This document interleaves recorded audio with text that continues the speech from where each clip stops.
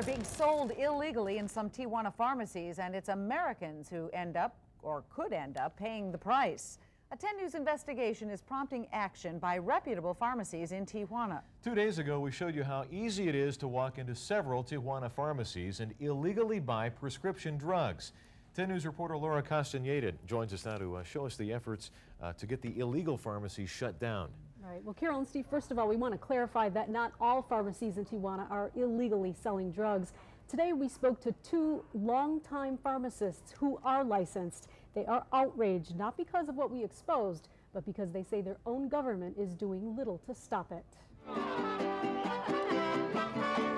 It's where Americans go to look for bargains. Thank you for coming, amigo. Hello, when you're ready. Bargains on items like piñatas and jewelry. But now it appears Americans are buying much more than that. Many are flocking to pharmacies in search of drugs like Valium and illegally buying the drugs in some cases without prescriptions. We wanted to see for ourselves, so with a hidden microphone, we visited half a dozen pharmacies. At the Castaneda pharmacy, the clerk sent us to a nearby Mexican doctor, Dr. Eduardo Romero, who wrote out a prescription for $20 American without an examination. We later went back with the camera to ask why. No es peligroso? Isn't this dangerous? No. At the Santa Fe pharmacy, we buy 2 bottles of Valium from this clerk for $100 with no prescription at all. I didn't have a prescription. You're telling me I did not buy it here? Dr. Eduardo Romero. After our investigation, an outraged president of the Pharmacy Association in Tijuana calls.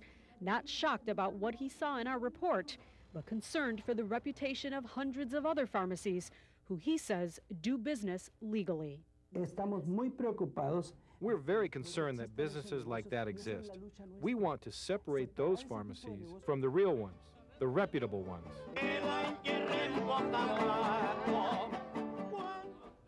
There are about 300 members of Tijuana's Pharmacy Association. Members vow to continue to put pressure on city and state government officials to better enforce the laws. This could result in the closing of some of the pharmacies. We'll be following this story and we'll be sure to let you know what happens. Also, you probably ask, well, how do we know what's reputable and what's not? The pharmacist had a good point. I mean, so often when you walk in, if it looks like a storefront, then you shouldn't be there. And if it doesn't, you always have the right to ask the pharmacist, let me see your license. Good information. Advice. Yeah. Thanks, Laura.